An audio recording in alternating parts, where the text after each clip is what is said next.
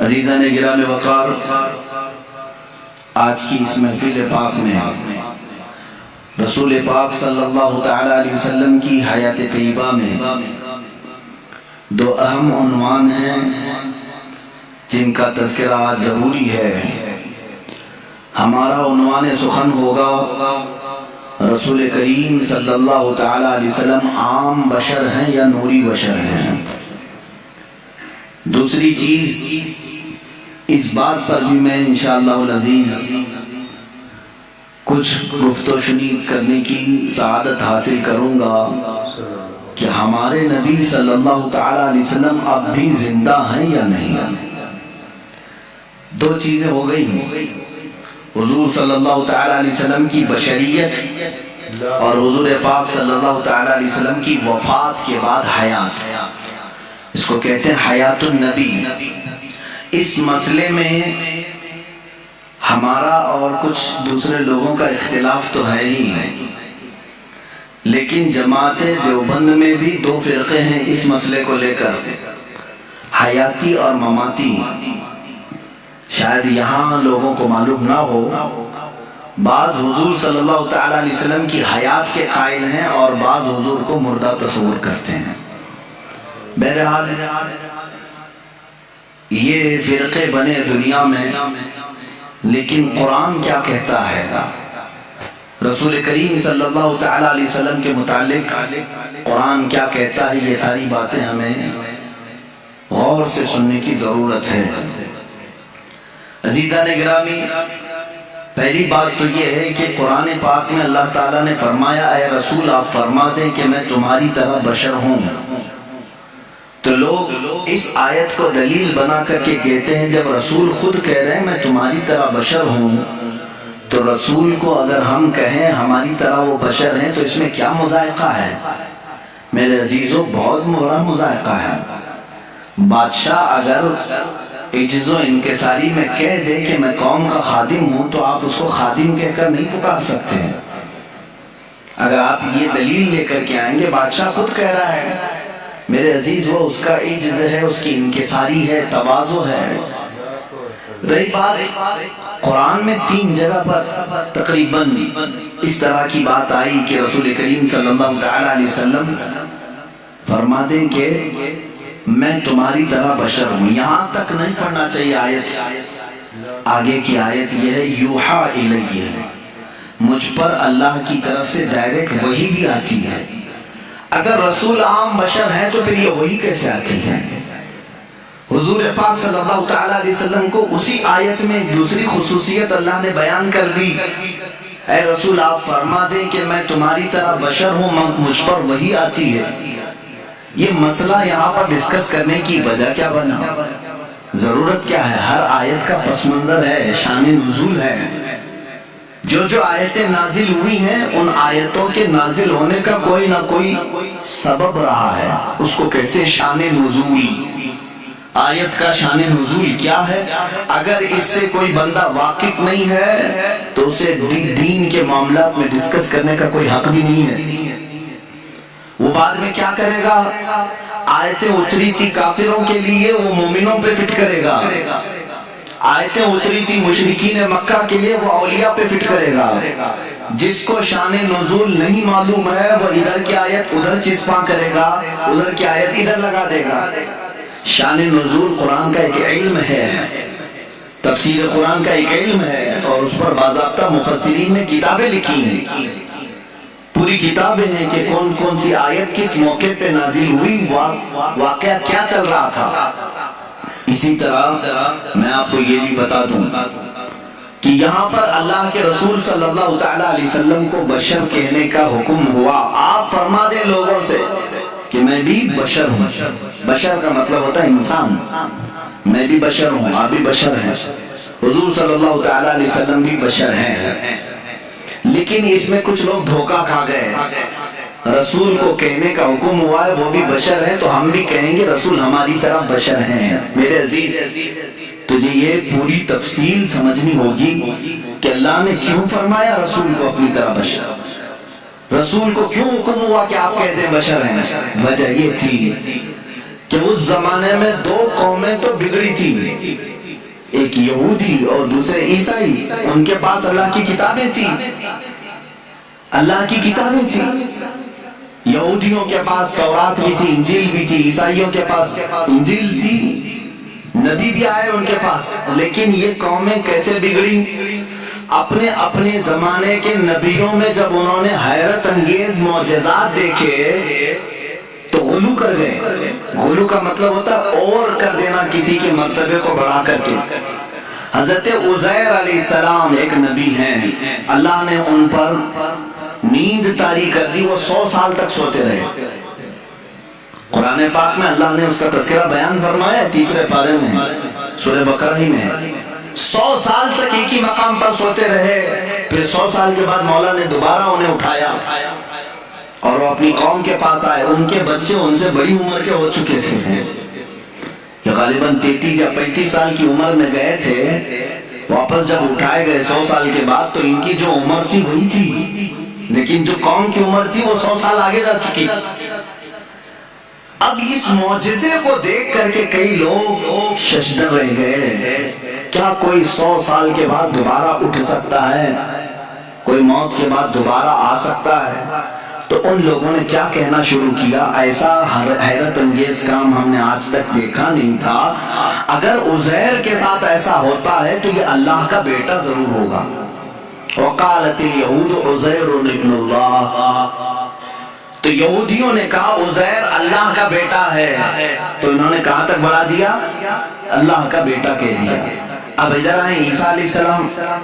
عیسیٰ علیہ السلام دنیا میں وہ تنہا شخص ہیں جو بغیر باپ کے پیدا کیے گئے. آدم علیہ السلام کے بعد، آدم علیہ السلام کو تو اللہ تعالیٰ نے بغیر باپ بغیر ماں کے پیدا کیا، لیکن عیسیٰ علیہ السلام صرف اور صرف حضرت بی بی مریم سے پیدا کیے گئے، اور حضرت مریم کو کسی نے چھوا تک نہیں. وہ اتنی پاکیزہ تھی. جبرائیل امین علیہ السلام نے پھونک ماری اور وہ حملہ ہو گئی. اس حمل سے حضرت عیسیٰ علیہ السلام پیدا ہوئے، اور عیسیٰ علیہ السلام کا لقب بھی ہے روح اللہ. اب عیسیٰ علیہ السلام کے کچھ معجزے بھی تھے. وہ مٹی کے پرند بناتے تھے، مٹی کے کیچڑ، اس میں پھونک مارتے تو پرندے زندہ ہو کر اڑتے تھے. یہ قرآن پاک میں ہے. جب عیسائیوں نے یہ تمام حیرت انگیز معاملات دیکھے نبی سے تو کہہ بیٹھے عیسیٰ اللہ کا بیٹا ہے. کیا کہا؟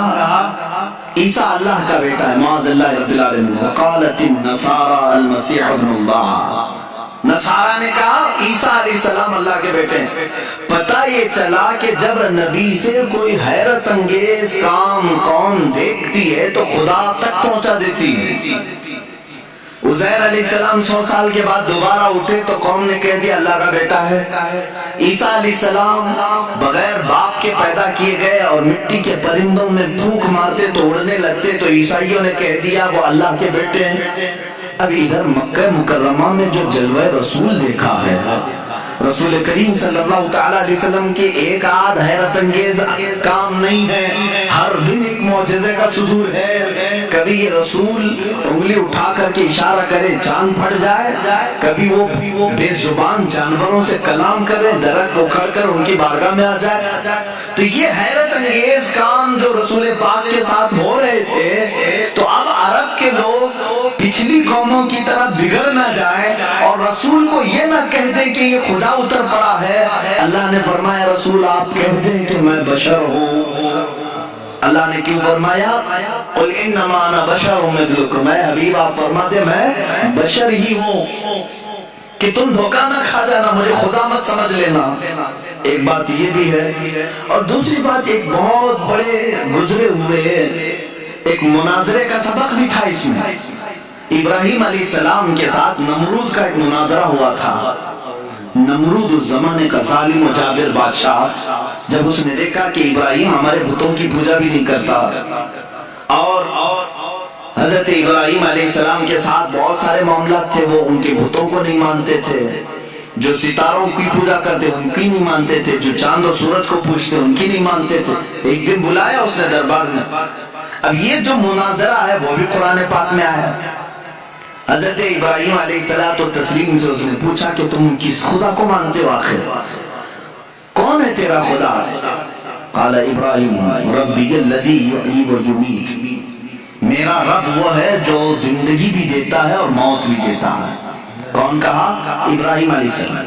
تو جھٹ سے اس پاگل نے کہا قال انا احیی و امیت، میں بھی لوگوں کو زندگی دیتا ہوں موت دیتا ہوں، میرے پاس بھی یہ کنٹرول ہے، تو مجھے خدا مان لے۔ ابراہیم علیہ السلام نے پوچھا وہ کیسے؟ اس نے اپنے جیل میں سے 2 قیدی نکالے، ایک کو آزاد ہونا تھا، ایک کو پھانسی کی سزا ہونی تھی۔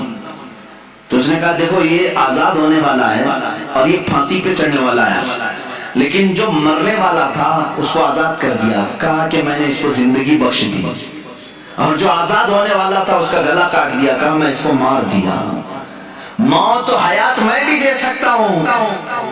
ابراہیم علیہ السلام نے کہا یہ نرا جاہل ہے، موت و حیات کا مطلب اس نے یہ سمجھ لیا۔ اب ابراہیم علیہ السلام نے اتنا زبردست چیلنج پیش کیا جو قرآن میں ہے، قال ابراہیم فإن اللہ یأتی بالشمس من المشرق فأتی بها من المغرب۔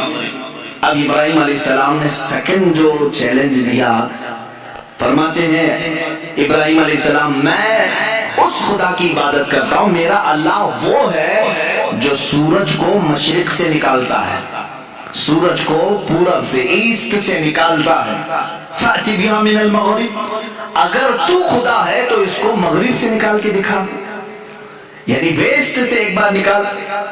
چیلنج تو دیکھ رہے ہیں آپ، حضرت ابراہیم علیہ السلام نے نہیں کہا کہ جیسے میرا خدا روز پورب سے سورج نکالتا ہے کل تو نکال، تو کل سورج نکلتا تو یہی کہتا آج میں نے نکالا ہے، آج جو سورج نکلا ہے ایسٹ سے پورب سے مشرق سے وہ میں نے نکالا۔ ابراہیم علیہ السلام نے اپوزٹ چیلنج دیا کہ خدا جب مشرق سے نکال سکتا ہے تو خدا مغرب سے نکالنے پر بھی قادر ہے، سورج اس کے کنٹرول میں ہے، تو اگر خدا ہے تو سورج مغرب سے نکال کے دکھا، جہاں سورج جا کے ڈوبتا ہے وہاں سے تو ایک دن سورج نکال کے دکھا۔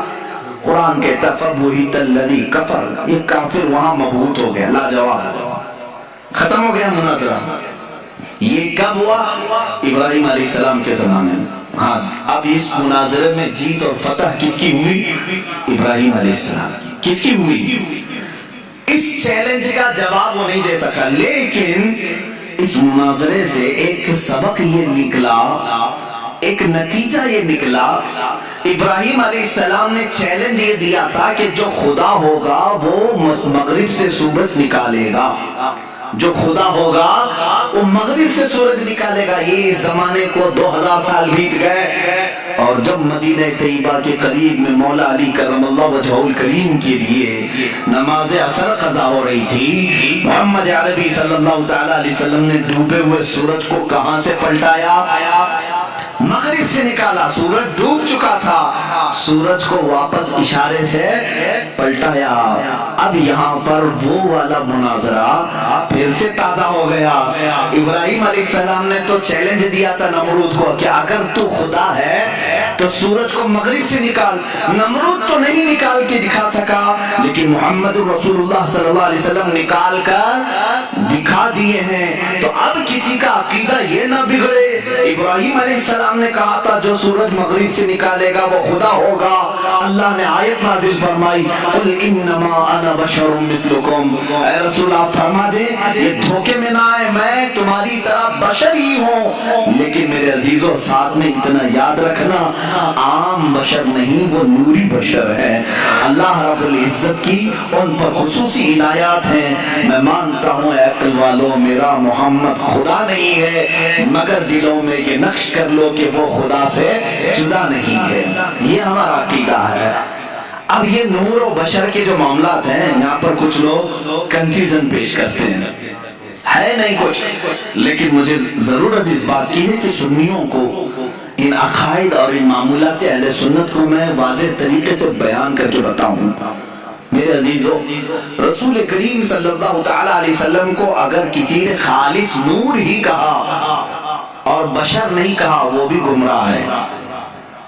حضور صلی اللہ تعالی علیہ وسلم کی بشریت کا اگر کسی نے انکار کیا وہ بھی کافر ہو جائے گا، گمراہ ہے۔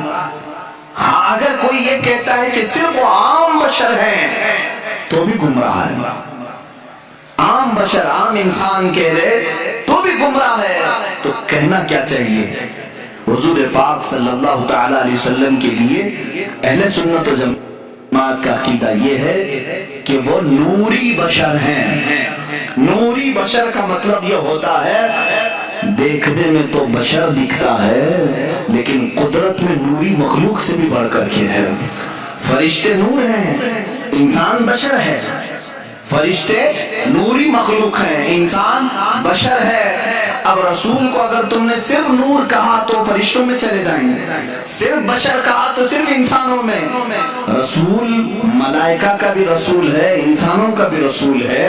اس لیے تمہیں یہ کہنا پڑے گا کہ وہ نبی نور والے بھی ہیں اور بشریت بھی ان کے اندر ہے. ہمارا عقیدہ یہی ہے کہ وہ نوری بشر ہیں. کیا ہے؟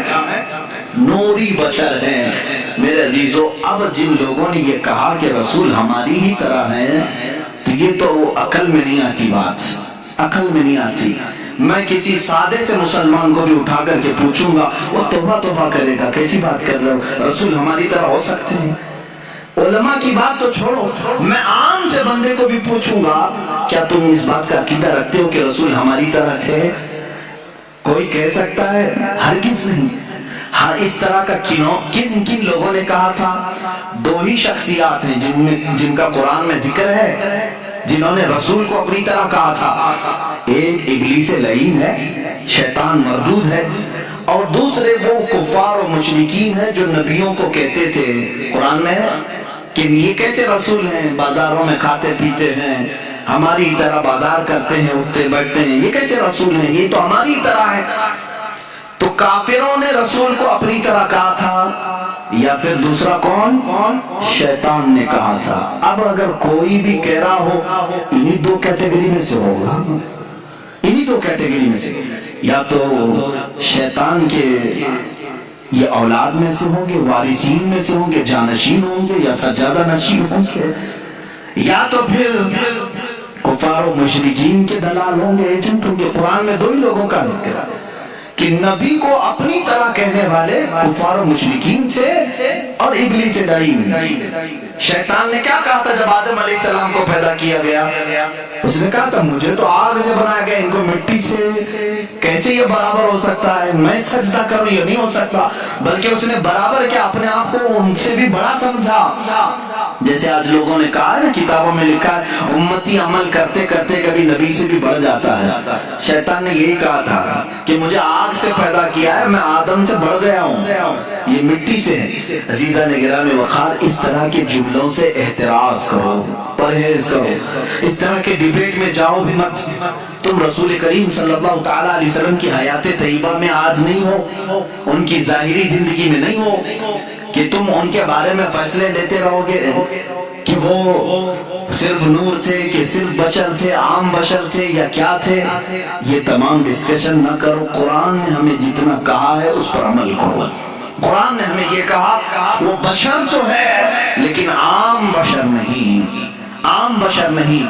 یا کوئی بھی یہ نہ کہے. ایک صاحب نے کہا تھا کیا رسول کے دو کان نہیں تھے، رسول کی دو آنکھیں نہیں تھی، رسول کی ایک ناک نہیں تھی، رسول کے دو پاؤں دو ہاتھ نہیں تھے، پھر آپ الگ کیوں کہتے ہیں؟ ایک صاحب نے یہ بھی ایسے ہی مار دیا انہوں نے برابری کے لیے. جب ان پر سخت گرفت کی جانے لگی تو کہے وہ بھی تو انسان ہی تھے نا، ان کی دو آنکھیں تھی، دو کان تھے. میرے عزیز اگر ایسے ہی برابری کا معاملہ رہے تو سور کے بھی دو کان ہیں، تیرے بھی دو کان ہیں، کتے کی بھی دو آنکھیں ہیں، تیری بھی دو آنکھیں ہیں. کیا میں نے کبھی کہا کہ تو دیکھنے میں کتے کی طرح دکھتا ہے؟ میں نے نہیں کہا. برابری کے یہ اصول نہیں ہوتے. دو کان ہونا برابری کی ضرورت معیار نہیں ہے، دو آنکھ ہو جانا یہ برابری کا معیار نہیں ہے. ذرا تم اپنے گریبان میں جھانک کر کے دیکھو، جو رسول کو اپنی طرح بشر کہے، کیا زندگی میں کبھی تمہارے پاس جبرائیل آیا ہے؟ کیا کبھی زندگی میں تمہارے پاس جبرائیل آیا؟ برابری کہنے والے سے میرا سوال ہے، کیا زندگی میں کبھی تجھے معراج کا بلاوا آیا ہے؟ کیا زندگی میں کبھی تجھے انبیاء کی امامت کا شرف ملا ہے؟ کیا کبھی تیری زندگی میں ایسا ہوا کہ تو سو گیا ہو جنت سے تجھے کھلا پلا دیا گیا ہو؟ وہ خصوصیات تو میرے مصطفیٰ کو عطا تھی. یہ رسول کریم صلی اللہ تعالیٰ علیہ وسلم کی عنایات تھی. اللہ کے نبی صلی اللہ تعالیٰ علیہ وسلم عید کی نماز پڑھانے کے لیے مدینے سے باہر تشریف لائے ہیں اور کھلے میدان میں نماز پڑھا رہے ہیں. صحابہ فرماتے ہیں جب تک میرے آقا صلی اللہ تعالیٰ علیہ وسلم خطبہ دیتے رہے، نماز پڑھاتے رہے، آسمان کا ایک ٹکڑا ابر بن کر چھاؤں پیش کرتا رہا، سایہ بن کر کے سایہ افغان رہا. اور ہمیشہ میرے آقا صلی اللہ تعالیٰ علیہ وسلم جب کبھی دھوپ میں چلتے تھے تو آسمان کا ایک ٹکڑا ساتھ ساتھ چلتا تھا. کیا تیرے بھی یہ خصوصیات ہیں؟ تجھے یہ خصوصیات دی گئی ہیں؟ اللہ کے نبی صلی اللہ تعالیٰ علیہ وسلم کی ہر چیز کو پاک کہا گیا ہے، ان کے لباس کو پاک کہا گیا ہے، ان کے جسم سے ریلیٹڈ ہر چیز کو پاک کہا گیا ہے. کیا تیرے لیے خصوصیات ہیں؟ میں نے اس سے قبل حضور پاک صلی اللہ تعالیٰ علیہ وسلم کے معجزات کے بیان میں بھی عرض کیا تھا. ان کا لعاب پاک جس چیز پہ لگ جائے وہ شفایاب ہو جائے، ان کا دست مبارکہ جسے لگ جائے وہ آگ میں نہ جھلے، وہ اپنا قدم ناز پتھر پر رکھے تو وہ نقش اپنے سینے پر لے لے. یہ خصوصیات میرے مصطفیٰ کریم صلی اللہ علیہ وسلم کی ہیں. تو برابری کا دعویٰ کرنے والا ان میں سے کوئی ایک چیز لا سکتا ہے؟ جب نہیں ہو سکتا تو اس طرح کی اندھا دھند تیر اندازی بھی نہیں کرنی چاہیے. ادھر کی ادھر کی بھیکا بھیکی نہ کریں. دین کے معاملات میں امت کو ادب سکھایا جائے. تو ہم پوری زندگی عمل کر کے بھی کسی صحابی کے درجے کو نہیں پہنچ سکتے. رسول بہت دور کی بات ہے. اللہ کے نبی صلی اللہ تعالیٰ علیہ وسلم کے متعلق یہ عقیدہ رکھیں کہ وہ نوری بشر ہیں. کیا ہے؟ وہ نوری بشر ہیں. اب یہاں سے معاملہ ہے رسول پاک صلی اللہ تعالیٰ علیہ وسلم کی حیات کے متعلق. ظاہر سی بات ہے تم جب یہ عقیدہ رکھ لو گے کہ وہ عام بشر نہیں ہیں تب اس ایکسپشن سے بہت سارے عقیدے آپ کے نکلیں گے. اگر کوئی آپ سے یہ سوال کرے کہ میاں سارے لوگ قبر میں جاتے ہیں، سب کا اختتام قبر ہے، دفن کیا جاتا ہے، سب مٹی میں ملتے ہیں، رسول کے ساتھ بھی ایسا ہوا ہوگا، تو آپ یہ کہیں یہ عقیدہ یہیں سے شروع ہوا جہاں تو نے رسول کو اپنی طرح سمجھا، اپنی طرح سمجھا، وہیں سے تو نے یہ بھی رزلٹ نکال لیا ہمارے مردے سڑتے ہیں تو رسول کا بھی جسم پاک اس طرح ہو گیا ہوگا. معاذ اللہ رب العالمین. تم یہاں سے عقیدہ بدل لو، رسول ہماری طرح نہیں تھے. آگے کی ساری منزلیں محبتوں میں تمہاری شمار ہوں گی، ساری عظمتوں کے تم قائل ہو جاؤ گے. حضور پاک صلی اللہ تعالیٰ علیہ وسلم کے بارے میں اگر میں یہ کہوں، ان کے جسم ناز کی بات تو چھوڑو، 14 صدیاں گزر گئی، ان کے جسم پاک سے کٹے ہوئے بال جو آج بھی رکھے ہیں وہ سڑ گل کر کے کہیں ختم نہیں ہوئے، نہ ان کو آگ جلا سکی. پوری کائنات میں آج بھی وہ روشنیاں بکھیر رہے ہیں، ہزاروں عشاق کے سینے میں عشق مصطفیٰ جلا بھی رہے ہیں، جلا بخش رہے ہیں. تو رسول پاک کے جسم ناز کی کیا بات ہے. بلکہ بزرگوں نے فرمایا وہ حصہ جو رسول پاک کا جسم لگا ہوا ہے قبر پاک، اس کو کہا گیا وہ عرش اعظم سے بھی افضل ہے. ادب گاہست زیر آسمان از عرش نازک تر، نفس گم کردہ می آیت چنے تو با یزیدی جا. فارسی میں کہا گیا ہے عرش سے بھی نازک ترین ایک جگہ ہے آسمان کے نیچے. کون سی جگہ ہے؟ یہ وہی لحد مصطفیٰ ہے جہاں جنید بغدادی اور بایزید بستامی بھی حاضری دیتے ہیں تو اپنی سانسوں کو روک لیا کرتے ہیں کہ نکلنے والی سانسوں سے کہیں بے ادبی نہ ہو جائے. یہ وہ مقام ہے لحد مصطفیٰ صلی اللہ تعالیٰ علیہ وسلم. قبر مصطفیٰ کی اتنی افضلیت ہے. اسی لیے اعلیٰ حضرت فاضل بریلوی رحمت اللہ تعالیٰ علیہ سے کسی نے پوچھا کہ مکہ افضل ہے کہ مدینہ افضل ہے. یہ بھی معاملات آتے رہتے ہیں، مکہ افضل ہے کہ مدینہ افضل ہے. تو اعلیٰ حضرت رضی اللہ تعالیٰ عنہ نے اس کی جواب میں فرمایا طیبہ نہ صحیح افضل مکہ ہی بڑا زاہد. طیبہ نہ صحیح افضل مکہ ہی بڑا زاہد. ہم عشق کے بندے ہیں کیوں بات بڑائی ہے. سنتے ہیں کہ محشر میں صرف ان کی رسائی ہے، اگر ان کی رسائی ہے جو جب تو بنائی ہے. میرے عزیزو آپ نے فرمایا جو لحد پاک رسول پاک کے جسم سے لگی ہوئی ہے وہ خانہ کعبہ سے بھی افضل ہے. اس کی وجہ کیا ہے؟ رسول کریم صلی اللہ تعالیٰ علیہ وسلم کا جسم ناز خانہ کعبہ سے افضل ہے. کعبے کو مطہر کس نے بنایا؟ کعبے کو اس عظمت والا، یعنی وہ تو بتوں میں گھر گیا تھا کعبہ، کعبے کے اندر کئی 100 بت رکھ دیے گئے تھے، اس کعبے کو طہارت کس نے بخشی؟ مصطفیٰ کریم صلی اللہ تعالی علیہ وسلم۔ کعبے کے ارد گرد اس وقت لوگ ننگا طواف کرتے تھے، کپڑے اتار کر کے۔ میرے آقا صلی اللہ تعالی علیہ وسلم نے طواف کرنے والوں کے آداب بتائے۔ عزیزان گرامی، تم اگر یہاں بیٹھ کر کے فیصلہ کرو گے کون افضل ہے کون نہیں افضل ہے، یہ تمہارے بس کی بات نہیں، خود کعبے سے ہی پوچھو۔ امام اہل سنت فاضل بریلوی رحمۃ اللہ علیہ نے فرمایا، غور سے سن تو رضا کعبے سے آتی ہے صدا، میری آنکھوں سے میرے پیارے کا روزہ دیکھو، حاجیو آؤ شہنشاہ کا روزہ دیکھو، کعبہ تو دیکھ چکے کعبے کا کعبہ دیکھو۔ عزیزان گرامی وقار، حضور اکرم صلی اللہ تعالی علیہ وسلم کی حیات طیبہ ایک ہاٹ ٹاپک ہے ان لوگوں کے لیے جن کے لیے گرم لگتا ہے، ورنہ سنیوں کے لیے بڑی حوصلہ افزا ٹاپک ہے۔ جب جب ہم اپنے نبی کی حیات کی بات کرتے ہیں تو کئی امیدیں پھر سے جاگ جاتی ہیں۔ میاں چھوڑو، ہم ٹینشن میں تھے کون آئے گا کون نہیں آئے گا، مولانا نے کہہ دیا ہے رسول پاک اب بھی ہیں، آئیں گے۔ جب ظاہر سی بات ہے امت میں ہم یہ بات کہیں گے تمہارے رسول اب بھی ہیں، تو امت کا حوصلہ نہیں بڑھے گا؟ حضور پاک صلی اللہ تعالی علیہ وسلم سے آس و یاس امت کی اور بڑھ جائے گی۔ اب ظاہر سی بات ہے یہ تو باتیں ہوئی، دلیلوں کی روشنی میں تو ہمیں کہنا ہوگا۔ رسول کریم صلی اللہ تعالی علیہ وسلم اپنی قبر انور میں زندہ ہیں یا بعض لوگوں کے قول کے مطابق مر کر مٹی میں مل گئے؟ ہاں یہ کتابوں میں لکھا ہوا ہے، اس لیے مجھے کہنا پڑ رہا ہے۔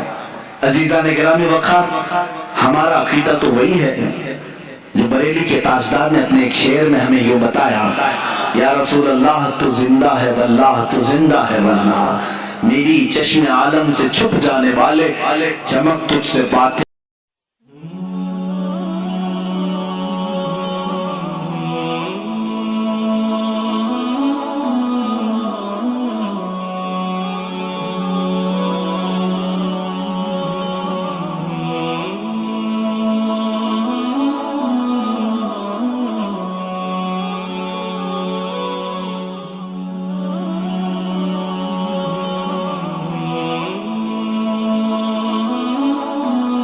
سب پانے والے میرا دل بھی چمکا دے چمکانے والے۔ ہم تو اپنے رسول کو اپنی قبر اطہر میں زندہ مانتے ہیں۔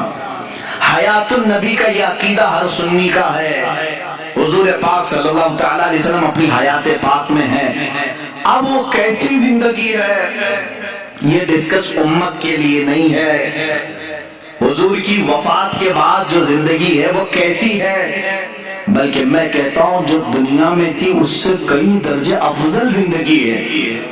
تم یہ کہتے ہو کہ ایسے ہی زندہ ہے جیسے تم زندہ ہو، نہیں میاں، اس سے کئی درجے افضل زندہ ہے۔ جب قرآن کہتا ہے شہیدوں کے بارے میں کہ تو ان کو مردہ نہ کہو، کیا قرآن میں نہیں ہے آیت؟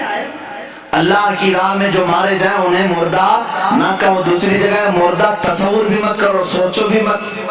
اللہ فرماتا ہے وہ زندہ ہے اور انہیں اللہ کی طرف سے رزق بھی ملتا ہے۔ اب مجھے یہ بتائیں جو زندہ ہے اور رزق بھی مل رہا ہے، اللہ سے کیوں نہیں پوچھتے کہ مولا وہ کون سا رزق تو انہیں دے رہا ہے، وہ کیا کھا رہے ہیں پی رہے ہیں؟ میرے عزیزوں جب تم مرو گے تبھی پتہ چلے گا۔ جس کو یہ ٹینشن ہے کہ وہ کیسے زندہ ہیں، لیکن قرآن نے یہ کہا کہ وہ زندہ ہیں تو ہمارا عقیدہ ہے کہ وہ اللہ نے ان کو جیسی زندگی دی ویسے زندہ ہیں۔ بلکہ اب احادیث کی روشنی میں بھی میں آؤں گا رسول پاک صلی اللہ تعالی علیہ وسلم کی حیات طیبہ کو ثابت کرنے کے لیے۔ رسول اپنی روح اور جسم کے ساتھ ہیں، ایک بار جو روح نکالنی ہے وہ اللہ کے وعدے کے مطابق نکال لی جاتی ہے، دوبارہ انبیاء کرام علیہ السلام کی زندگی پہلے سے افضل بنا دی جاتی ہے، ان کا جسم بھی صحیح سلامت رکھا جاتا ہے، جیسا جسم ان کا تھا اسی شان کے ساتھ قبر پاک میں ان کے جسم کی حفاظت کی جاتی ہے، کیونکہ اللہ کے رسول نے خود فرمایا ان اللہ حرم علی الارض ان تاکل اجساد الانبیاء فنبی اللہ حی یرزق، اللہ نے بے شک زمین پر حرام کر دیا ہے وہ نبیوں کے جسموں کو کھا نہیں سکتی، نبیوں کے جسموں کو کھانا زمین پر اللہ نے حرام کر دیا۔ اللہ کے نبی زندہ ہوتے ہیں، انہیں رزق بھی دیا جاتا ہے، یہ حدیث پاک ہے۔ اب آئے میں دلائل کی روشنی میں کہتا ہوں، عربی کی اگر عبارات بھی پڑھوں، تھوڑا بہت میں آپ کو گرامر بھی بتا دوں، جو جملے ہوتے ہیں ان جملوں میں کیا چیز کا ہونا ضروری ہے۔ اب مثال کے طور پر میں کہوں زید عالم ہے، زید عالم ہے، اس کا مطلب کیا ہے؟ پریزنٹ میں بول رہا ہوں میں یا کہ پاسٹ میں بول رہا ہوں؟ پریزنٹ میں نا، عام بندہ سمجھ رہا ہے، پریزنٹ بات کر رہا ہوں، حال کی بات کر رہا ہوں۔ زید عالم ہے، اس کا مطلب ہے ابھی ہے، زید عالم ہے۔ اسی قاعدے اور گرامر کے حساب سے آگے چلتے ہیں۔ جب لفظ ہے آتا ہے تو پریزنٹ کو پیش کرتا ہے، حال کو پیش کرتا ہے۔ اب آؤ میرے عزیزو، اس پر تو پورا اسلام کھڑا ہے۔ تمہارا کلمہ کیا ہے؟ لا الہ الا اللہ محمد رسول اللہ۔ کلمہ ہر مسجد میں ملے گا، ہر جگہ تمہیں ملے گا، ترجمے کے ساتھ بھی ملے گا۔ لا الہ الا اللہ کا ترجمہ کیا ہے؟ کوئی معبود نہیں اللہ کے سوا، یہ ایک ہو گیا، ہم نے نفی کر دی۔ دوسرا ورڈ آتا ہے محمد رسول اللہ، یہ اب اس کو ہم ملا کے پڑھتے ہیں محمد رسول اللہ، محمد اللہ کے رسول۔ کیا کہہ رہے ہیں؟ محمد اللہ کے رسول۔ پاسٹ میں تھے کہا میں نے، آپ ترجمہ کبھی کلمے کا یوں کرتے ہو محمد اللہ کے رسول تھے؟ نہیں، ہمارا ہر بچہ ترجمہ یہی کرے گا محمد اللہ کے رسول ہے۔ یہ اس بات کی علامت ہے کہ رسول آج بھی زندہ ہے۔ میرے عزیزو، ہم مردہ رسول کو مانتے تو یہ کہتے وہ اپنے زمانے میں رسول تھے، جب کلمہ پڑھ رہے ہیں ہم اقرار کر رہے ہیں رسول ہیں، محمد اللہ کے رسول۔ کلمہ ہمارے نبی کی زندگی کی بڑی دلیل ہے، اور اگر رسول پاک کی حیات کا کوئی منکر ہے تو میں سمجھتا ہوں اس کا کلمہ ہی ادھورا ہے۔ وہ رسول پاک صلی اللہ تعالیٰ علیہ وسلم کی رسالت کو پاسٹ میں مان رہا ہے، ابھی نہیں مان رہا ہے۔ محمد اللہ کے رسول ہیں، اس سے سمجھ میں آیا رسول ہیں کہ نہیں؟ ابھی ہے۔ میرے عزیزو، صحابہ نے بھی یہی کلمہ پڑھا، اولیاء نے بھی یہی پڑھا، تابعین نے بھی یہی پڑھا، ہم بھی یہی پڑھ رہے ہیں۔ اللہ کی ذات سے کروڑ ہاں یقین ہے کہ ہمارے بچے بھی یہی پڑھیں گے انشاءاللہ العزیز، ہماری نسلیں بھی یہی پڑھیں گے۔ آج بھی رسول زندہ ہیں، کل بھی زندہ تھے اور قیامت تک انشاءاللہ العزیز ہمارا یہ عقیدہ بھی زندہ رہے گا۔ رسول پاک صلی اللہ تعالیٰ علیہ وسلم کی حیات طیبہ کو جنہوں نے ڈسکنیکٹ کیا ان کا نقصان کیا ہوا جانتے ہیں؟ جنہوں نے کہا رسول مر کر مٹی میں مل گئے، معاذ اللہ، ان کے ساتھ وہی ہوا جیسے بدتمیز اولاد کے ساتھ ہوتا ہے، باپ کو دفن کر کے آنے کے بعد اب تو کوئی نہیں ہے، باپ بھی نہیں ہے، باپ کو ہم خود ہی دفن کر کے آ گئے، اب ختم ہو گیا ہوگا، باپ کا وہ ڈر ختم ہو گیا، گھر سے چلا گیا، اولاد بگڑ گئی۔ کچھ اولاد کے ساتھ ایسا ہوتا ہے باپ کے جانے کے بعد وہ من مانی کرنے لگا۔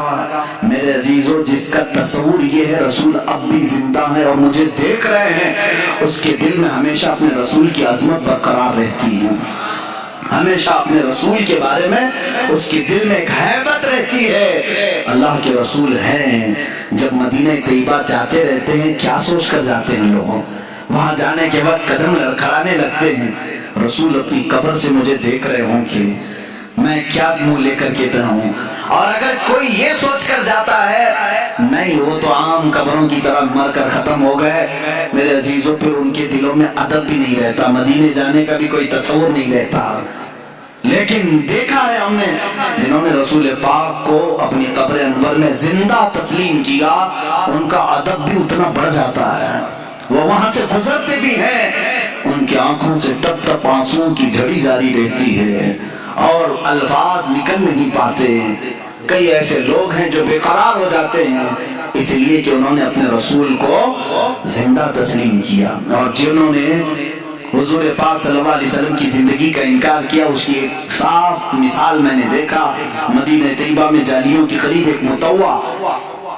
یہ متوع وہی ہے جو سفید جبہ لال رومال پہن کر کے جو لوگوں کو گمراہ کرنے کے لیے جن کو رکھا گیا ہے، ہر ایک کو کاٹتے پھرتے رہتے ہیں. یہ پٹا ہی نہیں ہے ان کے اندر، مالک نے پٹا ڈالا نہیں ہے، اور آوارہ پھرتے رہتے ہیں، جو نظر آیا اس کو کاٹ دیتے ہیں.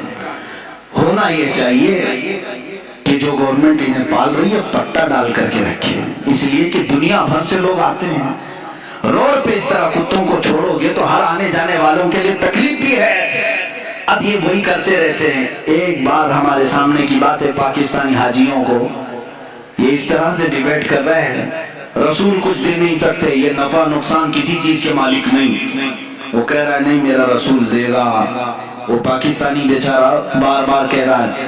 اس نے غصے میں آ کر کے جالیوں کے سامنے پیر یوں مارنا شروع کیا اور اپنی پیٹھ سے جالی گھسنے لگا. اگر کچھ کر سکتے تو دیکھو مجھے کچھ ہوا کیا. وہ دکھا رہا ہے. میرے عزیزو، جن لوگوں کا عقیدہ یہ ختم ہوا نا، رسول ختم ہو گیا ہے، وہ اسی طرح کی حرکتوں پہ آتے ہیں. اور میں سمجھتا ہوں اس سے لاکھ درجے افضل وہ بوڑھا پاکستانی تھا جو اگرچہ عالم نہیں تھا لیکن رسول پاک کی بارگاہ میں اتنے ادب سے کھڑا تھا کہ اس کی آنکھیں آنسوؤں سے بھری ہوئی تھی. ادب سے کھڑا ہوا تھا. عزیزہ نگرامی وقار، اس عقیدے کو آج پھر سے زندہ رکھو اپنے سینوں میں، اپنے ذہن میں. ہمارے نبی کو ہم نے مردہ تصور نہیں کیا. کلمہ پڑھا بھی ہے تو زندہ رسول کا کلمہ پڑھا ہے. محمد صلی اللہ علیہ وسلم اللہ کے رسول ہیں، ہم یہی کہتے ہیں. اب آؤ قرآن پاک کی دوسری دلائل کی طرف میں آتا ہوں. اللہ تبارک و تعالیٰ نے ایک آیت یوں فرمائی، وَلَوْ أَنَّهُمْ إِذْ ظَلَمُوا أَنفُسَهُمْ جَاءُوكَ فَاسْتَغْفَرُوا اللَّهَ وَاسْتَغْفَرَ لَهُمُ الرَّسُولُ لَوَجَدُوا اللَّهَ تَوَّابًا رَحِيمًا. یہ آیت ہے پوری، آپ قرآن پاک اٹھا کر پڑھ سکتے ہیں. 5ویں پارے میں آیت اللہ فرماتا ہے جب مومنین اپنی جانوں پر ظلم کر لیں یعنی گناہ کر لیں تو اے رسول یہ آپ کے پاس آئیں. قرآن میں ہے جاؤکا، یہ لفظ ہے قرآن میں. یہ مومنین کیا کریں؟ اے رسول آپ کے پاس آئیں، اللہ سے اپنے گناہوں کی بخشش طلب کریں. لیکن طریقہ اللہ نے کیسے بتایا؟ پہلے کہاں آئیں؟ رسول کے پاس آئیں. رسول کے پاس آئیں اور اپنے گناہوں کی بخشش طلب کریں. وَاسْتَغْفَرَ لَهُمُ الرَّسُولُ، اس پر مزید ایک اور شرط ہے، رسول بھی ان کے لیے سفارش کریں. بات سمجھ میں آ رہی؟ جب جب گناہ ہو گئے وہ جائیں، توبہ اور بخشش کا ذریعہ اللہ نے جو بتایا، قرآن کی بات کر رہا ہوں. جاؤ کہ اے رسول یہ مومنین آپ کے دربار میں آئیں، اللہ سے بخشش مانگیں اور رسول بھی ان کے لیے سفارش کریں. لَوَجَدُوا اللَّهَ تَوَّابًا رَحِيمًا، پھر وہ اللہ کو توبہ قبول کرنے والا پائیں گے، رحم کرنے والا پائیں گے. یہ آیت ہے. اب میں آپ سے پوچھتا ہوں، رسول اگر ختم ہو چکے معاذ اللہ رب العالمین، جیسا کہ دوسروں کا عقیدہ ہے، مردہ ہے، تو قرآن جو کہہ رہا ہے کہ مومنین اپنے جانوں پر ظلم کرے تو اے رسول آپ کے پاس آئیں، تو کیا کسی مردے کے پاس جانے کو قرآن حکم دے رہا ہے؟ اب اس کے جواب میں وہ یہ لوگ کہتے ہیں نہیں، یہ رسول کی زندگی میں آیت آئی تھی، رسول کی زندگی میں یہ آیت آئی تھی، اور جو اس وقت گناہ کر رہے تھے ان کو حکم تھا کہ وہ رسول کے پاس آئیں، رسول ان کی سفارش کریں گے تو اللہ ان کی توبہ قبول کرے گا. میں ان سے کہتا ہوں میرے عزیز، پھر ہمارا کیا قصور ہے؟ قرآن کیا اسی زمانے کے لیے اترا تھا یا قیامت تک کے لیے آیا ہے؟ قرآن کب تک کے لیے ہے؟ قیامت تک کے لیے. میرے عزیز، قرآن کی آیت صبح قیامت تک کے لیے ہے. یہ صرف اس زمانے کے مسلمانوں کے لیے آیت نہیں آئی، صبح قیامت تک کے مومنوں کے لیے آیت آئی ہے کہ اگر تم میں سے کسی سے گناہ ہو جائے تو تم کہاں جاؤ؟ کہاں جاؤ گے؟ رسول کے پاس. یہ آپ کھل کر کے بولو، ڈرو مت کہ کیسے جائیں گے، ویزا لگے گا کہ نہیں لگے گا. میں بتاتا ہوں، اس پر بھی میں آتا ہوں، لیکن قرآن کی بات ہے. اللہ نے کیا فرمایا؟ اگر گناہ ہو جائیں تو تم کہاں جاؤ؟ پھر ڈر ہے آپ کو؟ کہاں جائیں؟ رسول کے پاس جائیں۔ اب رسول کے پاس جانے کے بعد دو کام ہیں آپ کے، ایک آپ کی طرف سے، ایک رسول کی طرف سے۔ آپ اللہ کی بارگاہ میں توبہ کریں گے، رسول آپ کی سفارش کریں گے، تب آپ کی توبہ قبول ہوگی۔ اب آپ سوال آتا ہے، ہر ایک کی طاقت نہیں سفر کرنے کی، کیسے جائیں مدینے؟ ٹکٹ مہنگا ہے، اب تو لاک ڈاؤن میں ویزا بھی نہیں لگتا ہے، تو کیا اللہ تبارک و تعالیٰ کسی بندے کو اس کی طاقت سے زیادہ کا حکم دے گا؟ جو تم نہیں کر سکتے اس کا حکم شریعت میں آتا ہے۔ اسلام نام ہی ہے اس چیز کا، اللہ بندے پر اتنا ہی حکم ڈالتا ہے جتنا وہ کر سکتا ہے، جو نہیں کر سکتا اس کا حکم نہیں آئے گا۔ اب تم سب لوگ مل کر کے کہو گے کہ ہمارے آج جانے کی طاقت ہی نہیں، اور اللہ نے حکم کیسے دے دیا؟ گناہ تو آج صبح بھی ہوئے ہم سے، دوپہر میں بھی ہوئے، شام میں بھی ہوئے، اور اللہ فرما رہا ہے رسول کے پاس جائیں۔ اب اس حساب سے دیکھا جائے تو کبھی ٹکٹ ملے نہ ملے، کیسے جائیں رسول کے پاس؟ میرے عزیزوں، پھر تمہیں حیات النبی کا عقیدہ اور حاضر و ناظر کا عقیدہ لینا پڑے گا، لینا پڑے گا۔ اے عزیز، اللہ نے تجھے کب کہا کہ تو چلتے ہوئے، سفر کرتے ہوئے، اس طرح اڑتے ہوئے، ٹرین میں، بس میں آ جا رسول کے پاس؟ اللہ نے یہ فرمایا بس تو رسول کے پاس آ، چاہے جسم کے ساتھ آ یا تصور کے ساتھ آ، چاہے جسم کے ساتھ آ یا تصور کے ساتھ آ، ہم تو کہتے ہیں حاضر ہیں۔ حضور پاک صلی اللہ تعالیٰ علیہ وسلم کی بارگاہ میں جب ہم کھڑے ہوتے ہیں تو کہتے ہیں حاضر ہیں در دولت پہ گدا، سرکار توجہ فرمائے۔ تم جہاں سے کہو گے سرکار سنتے ہیں۔ تو حاضری ہو گئی۔ یہاں ابھی آنکھ بند کر لیا آپ نے، ملا باڑے کی مسجد میں بیٹھے ہیں، گناہوں سے توبہ کرنی ہے، قرآن کی آیت پر عمل کرنا ہے ہم کو۔ اللہ نے فرمایا رسول کے پاس جانے کا حکم اللہ نے کیا۔ اب میں یہاں بیٹھا، چل کے جانے کے لائق نہیں، آنکھ بند کر لیا، منٹ بھی نہیں لگے مدینے پہنچ گیا، منٹ بھی نہیں لگے۔ یہ کتنی تیز حاضری ہے! بارگاہ رسول میں کھڑے ہونے کا تصور لے آیا، اور پھر سامنے اپنے رسول کو حاضر پا کر کے اب توبہ کرنا شروع کیا۔ استغفر اللہ ربی من کل ذنب واتوب الیہ۔ اللہ تو نے فرمایا گناہ ہو جائیں تو رسول کے پاس آ جا، میں آ گیا۔ اب تو نے فرمایا بخشش طلب کر مجھ سے، میں نے بخشش بھی طلب کر لی، استغفار بھی پڑھ لیا۔ تیسرا کام ہے اب رسول کا، اللہ کے رسول سفارش کریں۔ اب رسول کے پاس تمہیں کہنا ہوگا اے اللہ کے رسول، حکم خدا پر میں آپ کے پاس آیا ہوں، اور حکم خدا پر میں نے استغفار بھی کر لیا، بس آپ کے استغفار کی، آپ کے سفارش کی دیر ہے، اور اللہ میری توبہ قبول کرے گا۔ یہی تو عقیدہ بریلی کا امام بار بار تمہیں کہہ رہا ہے۔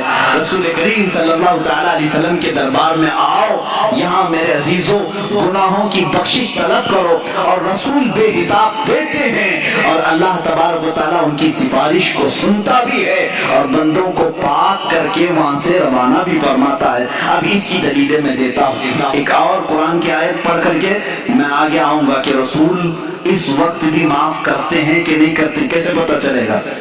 آتے ہیں کہ نہیں آتے، زندگی میں ہیں یا نہیں ہیں، اس کو کچھ دلائل سے میں ثابت کروں گا۔ دوسری ایک آیت ہے قرآن پاک میں، اور وہ بھی بہت حوصلہ افزا آیت ہے ہمارے لیے، بہت حوصلہ افزا ہے۔ اس میں بھی دیکھیں آپ، عربی کے گرامر تھوڑے بہت اگر مسلمانوں کو معلوم ہو تو کبھی گمراہ نہیں ہوں گے انشاءاللہ، کوئی ان کو بہکائے گا نہیں۔ میں آپ کو تاریخ بتاؤں، اللہ تبارک و تعالیٰ پہلے کی امتیں جب نافرمانی کرتی تو عذاب آ جاتا۔ قوم لوط پر بہت بھیانک عذاب آیا، قوم سمود پر بھیانک عذاب آیا، نوح علیہ السلام کی قوم پر بہت بھیانک عذاب آئے، شعیب علیہ السلام کی قوم پر بہت عذاب آئے۔ سب قومیں جب نافرمانی کرتی تو ان کے عذابات بھی کیسے تھے؟ بعض قوموں کو خنزیر بنا دیا گیا، بعض کو بندر بنایا گیا، بعض کے لیے زمین پھٹ گئی، سب اندر چلے گئے، بعض کے لیے آسمان سے پتھر برسائے گئے، نوکیلے پتھر، وہ برستے تھے تو ان کی کھوپڑیاں پڑ جاتی تھیں۔ تو یہ سخت ترین عذابات آئے، لیکن اللہ تعالیٰ نے رسول پاک صلی اللہ تعالیٰ علیہ وسلم کی اس گنہگار امت جس میں ہم اور آپ ہیں، ہمیں ایک تحفہ دیا۔ اب اللہ تعالیٰ فرماتا ہے وَمَا كَانَ اللَّهُ لِيُعَذِّبَهُمْ اللہ تعالیٰ اب اس امت پر ویسے عذاب نازل نہیں کرے گا. اللہ کی طرف سے ہے یہ. تمہارے اندر گناہ آج بھی وہ سارے ہیں جو پچھلی امتوں میں تھے. لواطت بھی ہے آج، ناپ تول میں کمی یہ بھی ہے، زنا بھی ہے، چوری بھی ہے. یہ سب گناہوں میں جب وہ قومیں ملوث ہوتی تھی تو عذاب آتا تھا. آج نہیں ہے عذاب، ہے خسف اور مسخ کا عذاب. باقی دوسرے عذابات تو آئیں گے، وہ تو آ ہی رہے ہیں، لیکن جو بڑے عذاب، آسمان سے پتھروں کے بارش، خنزیر کی شکل بن جانا، بندر کی شکل بن جانا، سارے انسانوں کی ایسا عذاب آیا نہیں آئے گا. رب تعالیٰ نے یہ فرمایا اب اس امت پر اللہ ویسا عذاب نہیں نازل کرے گا. کیوں مولا، کیوں ایسا عذاب نہیں آئے گا؟ 9ویں پارے کی آیت سورہ انفال میں اللہ فرماتا ہے وَأَنْتَ فِيهِمْ، اس لیے کہ میرا محبوب تمہارے درمیان میں ہے. میرا محبوب تمہارے درمیان میں ہے. میرے عزیزو، اللہ نے فرمایا وَأَنْتَ فِيهِمْ، آپ ان کے بیچ میں ہیں. اب یہاں پر بھی وہی قاعدہ ہے جو کلمے کا میں نے بتایا. رسول کو اس وقت کہا گیا تھا آپ ان کے بیچ میں ہیں. وہ 100 سال پہلے بھی ہمارے بیچ میں تھے، 1000 سال پہلے بھی ہمارے بیچ میں تھے، کل بھی ہمارے بیچ میں تھے، آج بھی ہمارے بیچ میں ہیں. اور رسول پاک صلی اللہ تعالیٰ علیہ وسلم ہمارے درمیان ہے. یہ کون کہہ رہا ہے؟ اللہ رب العزت. کہاں فرما رہا ہے؟ قرآن پاک میں. اگر تم کہتے ہو رسول نہیں ہے، مر کر ختم ہو گئے، تو پھر میں کہتا ہوں عذاب آ جانا چاہیے، عذاب آ جانا چاہیے، پتھر برسنا چاہیے، کم سے کم ان پہ تو برسنا چاہیے جو رسول کو مر کر ختم کر دیے. نہیں نا، ان کے عقیدہ رکھنے سے رسول ختم تو نہیں ہوتے. رسول پاک صلی اللہ تعالیٰ علیہ وسلم اپنی قبر انور میں زندہ ہیں، اور اسی وجہ سے اللہ تعالیٰ نے بھیانک عذابوں کو روک لیا ہے. بھیانک عذاب روک لیے گئے ہیں. عزیزان گرامی وقار، یہاں سے یہ بات ثابت ہوئی کہ رسول پاک صلی اللہ تعالیٰ علیہ وسلم اپنی امت کے درمیان ہمیشہ رہیں گے، ہمیشہ رہیں گے. وَأَنْتَ فِيهِمْ. اور ایک بات میں آپ کو بتا دوں، ایک بڑی بات، میلاد بھی ہم منا رہے ہیں، اور میلاد ہی کے تو مجالس ہے نا، میلاد کی محفلیں ہیں. اب یہاں سے کچھ چیزیں سمجھنی پڑتی. دیکھیں، دنیا کا ایک اصول ہے، جس کے لیے محفل سجاتے ہیں، جس کے لیے محفل سجاتے ہیں، جب تک وہ رہتا ہے تب تک محفل ہے کہ نہیں؟ جب تک وہ رہتا ہے تب تک وہ محفل ہے. فار ایگزامپل، تقریر سننے کے لیے محفل آپ نے بنائی، اب مجھے سننے کے لیے آئے، میں چلا جاؤں گا تو آپ بیٹھے رہیں گے. تھوڑے لوگ اللہ اللہ کرنے والے بیٹھے رہتے، لیکن جو محفل تھی وہ نہیں کہلائے گی. بعد میں نماز پڑھنے والے نماز پڑھ رہے ہوں گے، ذکر کرنے والے ذکر کریں، میں ان سے نہیں کہہ رہا ہوں، لیکن یہ محفل چلی جائے گی، کیونکہ مقرر گیا، محفل بھی گئی. دولہا آتا ہے، دولہا کے آنے سے پہلے اسٹیج بھی سجا ہے، کرسی بھی لگی ہے، باراتی بھی کھڑے ہیں، سب انتظار میں. دولہا آیا، شام تک رکا، دلہن کو لے کر گیا، باراتی اب کیا کریں گے؟ کھانا بھی ختم ہو گیا، وہاں ہال میں رات تو نہیں بتائیں گے، چلے جائیں گے. اور ڈیکوریٹر کیا کرے گا؟ ڈیکوریشن نکال لے گا، کرسی ہٹا دی جائے گی، سٹیج ختم ہو جائے گا. یہی تو اصول ہے نا دنیا کا. جس کے لیے محفل سجی ہے وہ جائے گا تو محفل بھی ختم ہو جائے گی. اب میں آؤ حدیث پاک سناتا ہوں. اللہ کے نبی صلی اللہ تعالیٰ علیہ وسلم فرماتے ہیں، رب ذوالجلال اپنے رسول سے فرما رہا ہے لولاک لما خلقت الدنیا والافلاک والارضین. اے رسول، اگر آپ کو دنیا میں بھیجنا نہ ہوتا تو نہ میں آسمانوں کو بناتا، نہ زمینوں کو بناتا، نہ دنیا کو بناتا، کچھ نہیں بناتا. اگر آپ کو دنیا میں بھیجنا نہ ہوتا. پتہ یہ چلا اللہ رب العزت نے یہ ساری کائنات میرے محبوب کے لیے سجائی ہے، اپنے حبیب کے لیے سجائی ہے. رسول آنے والے تھے، ان کے آنے سے پہلے 1,24,000 انبیاء کو براتی بنا کر بھیجا گیا ہے، انتظار میں بھیجا گیا ہے. آسمان کا شامیانہ تانا گیا، زمین کا بچھونا بچھایا گیا، ستاروں کی چمکاہٹ لگائی، جگمگاہٹ لگائی گئی، چاند و سورج کو لائٹنگ کے طور پر کائنات میں سجایا گیا ہے. اور یہاں पर दरख्तों के फल पौधे सारे, ये सजावट में अल्लाह रब्बुल इज्जत ने हर चीज फरमा दी और इंसानों के लिए एक अजीम झुरमट रखा।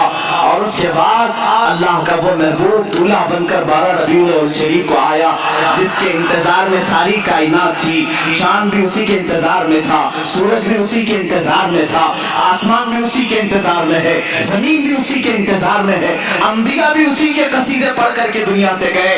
अब वो रसूल दूल्हा बन करके आया, अपनी हयात तय्यबा के 63 साल उस रसूल पाक ने जाहिरी जिंदगी में गुजारे। अब मैं आपसे सवाल करता हूँ, रसूल 63 साल के बाद अपने आप को पर्दा फरमा लिया, हमारे चश्मे आलम से रूपोश हुए।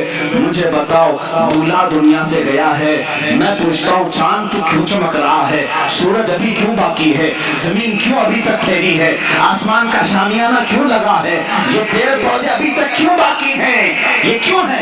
दूल्हा चला गया, डेकोरेशन खत्म होनी चाहिए, दूल्हा गया, सारी सजावट जानी चाहिए। तो तुम्हें चांद झिल्ला करके कहेगा, जलाल में सूरज कहेगा, नादान तो क्या समझ रहा है, दूल्हा गया नहीं, दूल्हा अब भी मौजूद है, दूल्हा अब भी मौजूद है। चांद का की जगमगाहट, सूरज का ये चमकना, तारों की झिलमिलाहट और पेड़ पौधों की खूबसूरती, ये समंदरों का लहलहाना, जमीन का बिछोना, आसमान का आशियाना, ये इस बात की गम्माज़ है, इस बात की दलील है कि दूल्हा अब भी हमारे दरमियान मौजूद है। ये और बात है कि चंद आलम के लिए वो अपने आप को पर्दे में रखा है, फिर दूल्हा अपनी और आला शान के साथ क़यामत के दिन रोनमा होगा। ये रसूल पाक की हयात की सबसे बड़ी मिसाल है। मेरे अजीजों, मैं कहता हूँ दूल्हे के लिए सजाया गया था तो सजावट खत्म होनी चाहिए कि नहीं? सजावट खत्म हो जानी चाहिए थी। ये सजावट आज भी है। ये इसी की बात की दलील है कि वो दूल्हा आज भी मौजूद है। वो जो न थे तो कुछ न था, वो जो न हो तो कुछ न, वो अगर नहीं है तो फिर कुछ नहीं होना चाहिए। तुम्हें मानना पड़ेगा सब कुछ है तो वो भी है, सब कुछ है तो वो भी, वो जो न थे तो कुछ न था, वो जो न हो तो कुछ न हो, जान है वो जहान की। क्या है वो? जान है वो जहान की। अरे जान है तो जहान है। तुम सब जिंदा हो, अगर जान ही निकल गई तो तुम सब मुर्दा हो जाते। जान है वो जहान की। रसूल पाक सल्लल्लाहु ताला अलैहि वसल्लम क्या है? पूरी कायनात की जान है, और जान है तो जहान है। यही बात तो इमाम अहले सुन्नत फाजिल बरेलवी भी फरमाते हैं। अल्लाह की सरताब कदम शान है ये, इंसान नहीं इंसान, वो इंसान है ये। कुरान तो ईमान बताता है उन्हें, और ईमान ये कहता है मेरी जान है ये। अरे जान अगर चली गई तो तुम क्यों जिंदा हो? जान है अभी, और उसी जान की बदौलत ये गर्माहट भी हमारे अंदर है। अगर ये तपिश आप देख रहे हो, ये हरारत हमारे जिस्मों में देख रहे हो, तो उसी नूरे खुदा की बरकत है। वो रसूल पाक की तुरबत अनहर से छन कर आने वाली रोशनियां हमारे सीनों को आज भी मुनव्वर मुजल्ला की हुई है। इसीलिए तो मैं मेराज की शब के मुतालिक भी यही कहता हूँ, रसूल रात के वक्त सफर पर गए थे। कितना लंबा सफर किए हैं। सिर्फ अगर मक्का से बैतुल मुकद्दस का सफर नाप लें तो 1.5 महीने का सफर था, और उसके बाद आसमानों का सफर। खुद मेरे आका फरमाते, एक आसमान से दूसरे आसमान की मसाफत 500 साल अगर घोड़ा दौड़े तो भी नहीं तय कर पाएगा। इस तरह 7 आसमानों का सफर, जन्नत और दोज़ख के नजारे, अर्श और कुर्सी, लौह और कलम, सबका दीदार, फिर बारगाह इलाही में पहुंच, फिर उसके बाद वापस तशरीफ लाए। लेकिन यहाँ हैरत इस बात की हो रही है, रसूल जितना चाहे लंबा सफर करें, जब ये कहा जाता है जंजीर भी हिलती रही, बिस्तर भी रहा गरम, ता अर्श गए फिर आए मोहम्मद सल्लल्लाहु ताला अलैहि वसल्लम। अब अकलें हैरान होती हैं, शॉर्ट टाइम में, इतने वक्त में बिस्तर गरम कितनी देर रहता है? 1 मिनट 2 मिनट? जंजीर दरवाजे की कब तक हालेगी? 1 मिनट 2 मिनट? 1 मिनट में 7 आसमानों का सफर, जन्नत दोज़ख के मुशाहिदे, ये सब कैसे मुमकिन है? तब बाज़ मुहक्किकीन ने यही कहा, मेरे अजीजों, वो जाने कायनात है।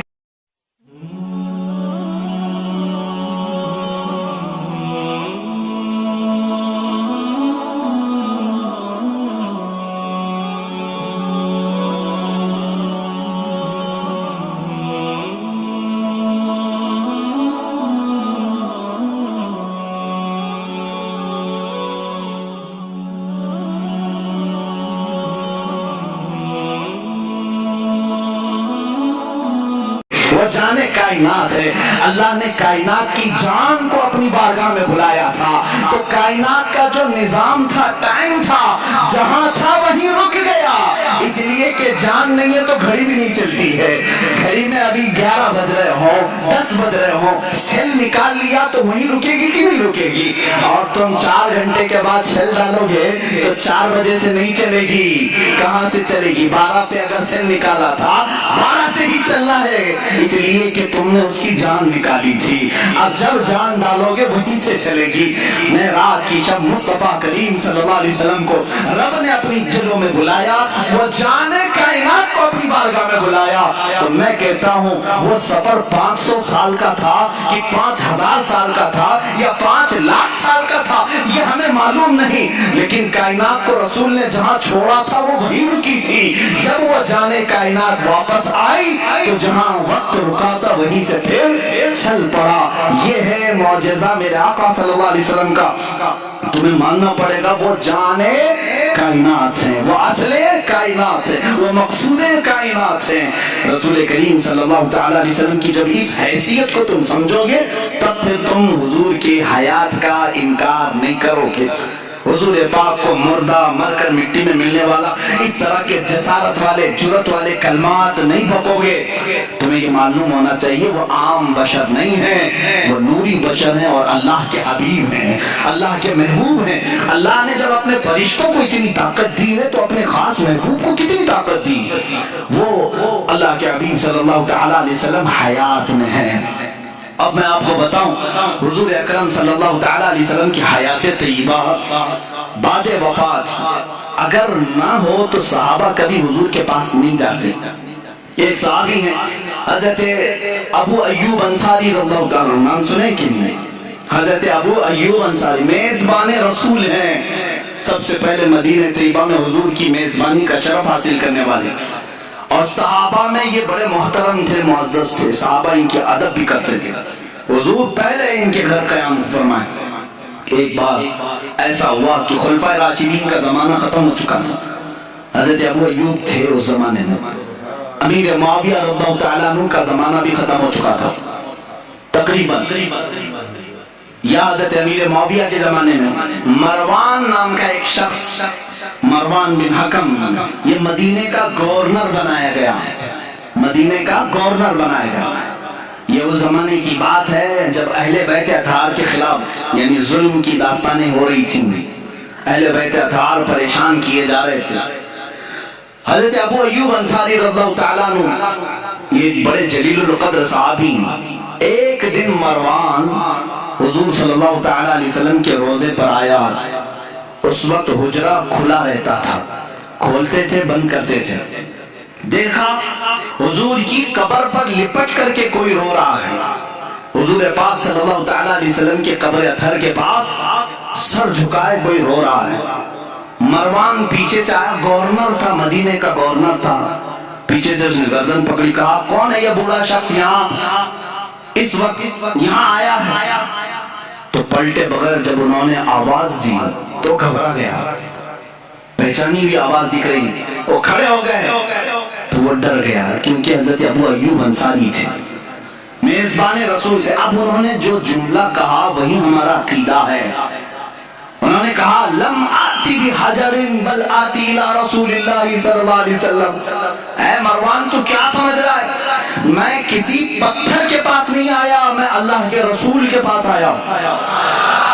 اب صحابی کو پوچھو اللہ کے رسول کے پاس، قبر کو آپ اللہ کا رسول کہہ رہے ہیں، قبر کو اللہ کا رسول کہہ رہے ہیں، جبکہ قبر میں حضور وفات ہو کر کے بھی 40 سال ہو گئے. حضرت ابو ایوب کہہ رہے ہیں میں رسول اللہ کے پاس آیا ہوں. اس کا مطلب ہے وہ اللہ کے رسول کو زندہ تسلیم کرتے تھے. صحابہ کا بھی عقیدہ یہی ہے جو ہم کہہ رہے ہیں، تو زندہ ہے واللہ، تو زندہ ہے واللہ. ایک صحابی حضرت سعید ابن مسیب رضی اللہ تعالیٰ عنہ، یہ مشہور تابعی، افضل ترین تابعی مدینہ طیبہ کی. حرہ کا جب موقع پیش آیا، یعنی یزید کی حکومت آئی تو مدینے پر اس نے چڑھائی کروائی تھی، مدینے والوں سے جنگ کیا تھا، جس کی وجہ سے 3 دن تک مسجد نبوی میں نماز نہیں ہوئی. یزید کے زمانے میں مدینے کے لوگوں کو مارا گیا تھا، بہت خطرناک طریقے سے، جس کو حرہ کہتے ہیں۔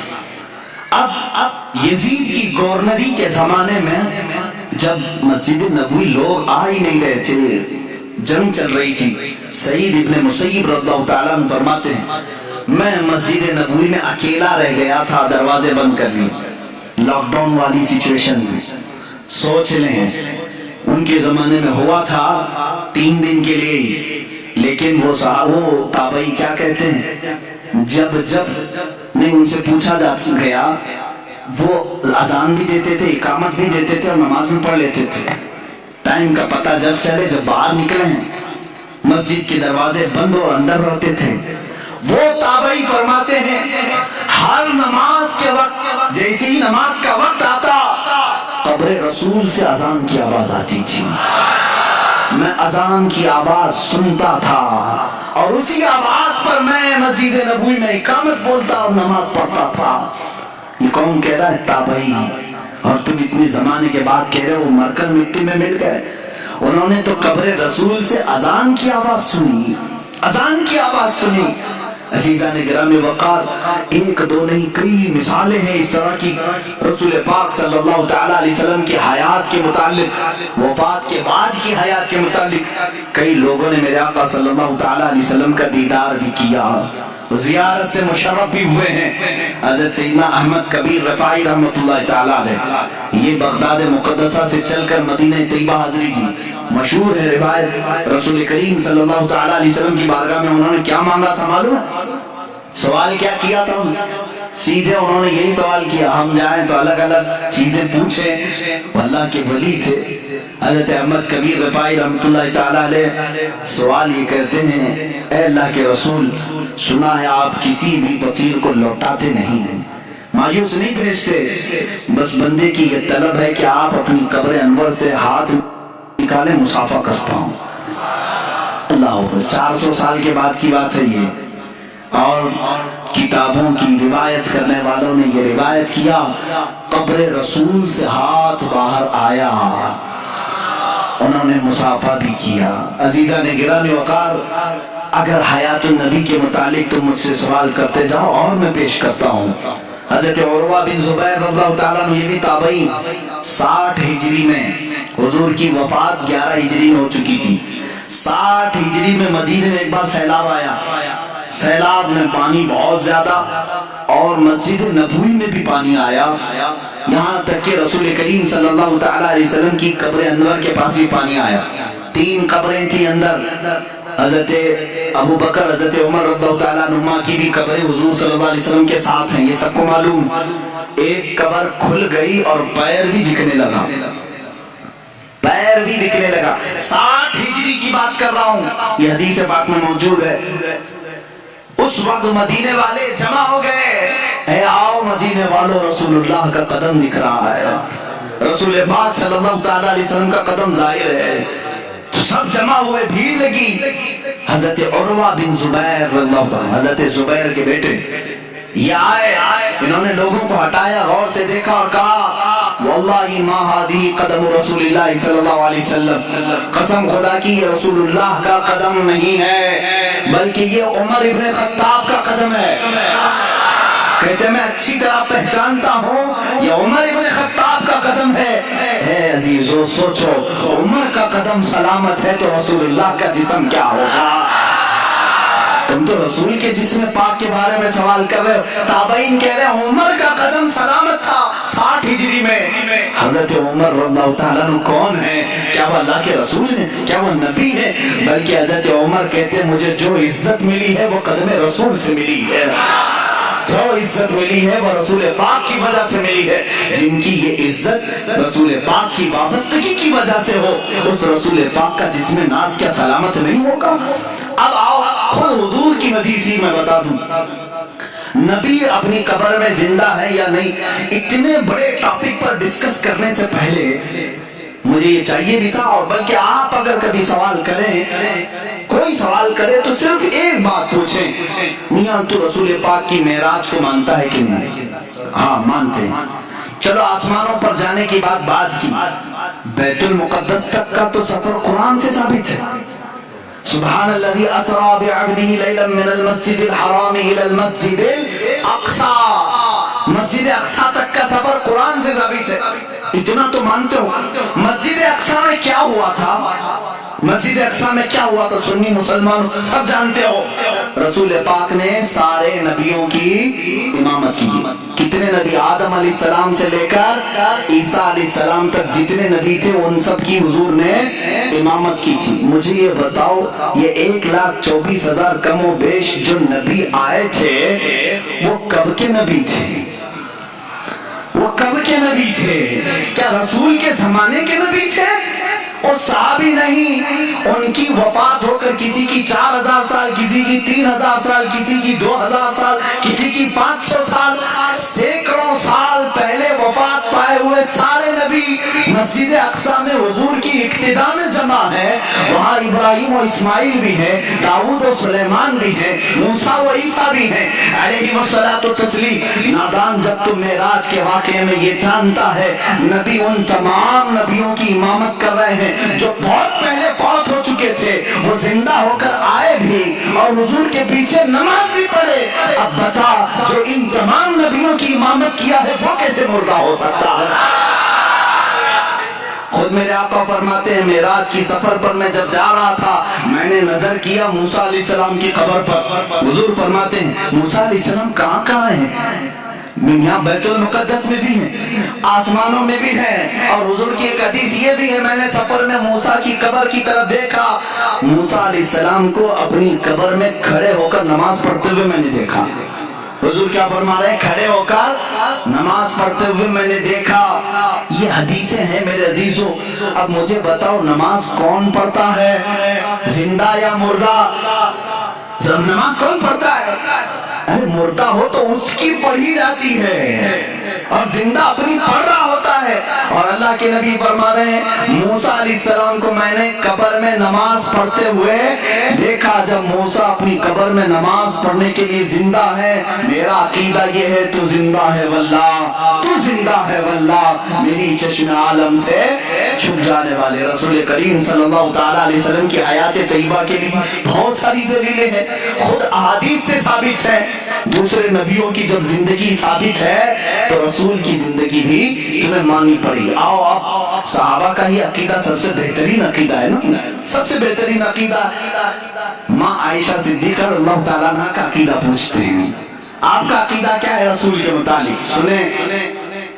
جب رسول کریم صلی اللہ تعالیٰ علیہ وسلم وفات پا گئے، حضور پاک صلی اللہ تعالیٰ علیہ وسلم کی وفات ہوئی، آپ کا دفن، آپ کی تدفین کہاں ہوئی؟ وہ حجرہ عائشہ ہے. حضرت عائشہ صدیقہ کا وہ مکان تھا، اسی میں وہ آرام فرماتی تھی. حضرت عائشہ کے حجرے میں حضور کی تدفین ہوئی. سب کو معلوم ہے حضرت عائشہ صدیقہ کے پاس ہی چابی رہتی تھی. حضرت عائشہ کمرہ کھولتی تھی، کمرے کے اندر جاتی تھی، صفائی کرتی تھی. چند سالوں کے بعد حضرت ابوبکر صدیق کا وصال ہوا. حضرت ابوبکر صدیق بھی کہاں دفن ہوئے؟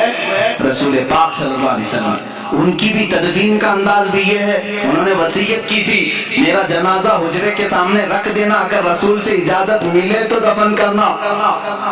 2.5 سال کے بعد وفات ہوئی حضور کی. وفات کے 2.5 سال کے بعد کوئی صحابی یہ نہیں پوچھ رہا حضرت ابوبکر سے اجازت ہم کیسے لیں گے، وہ تو قبر میں ہے. کسی نے پوچھا نہیں. حضرت ابوبکر نے وصیت کی، سب نے کہا ہاں پوچھ لیں گے.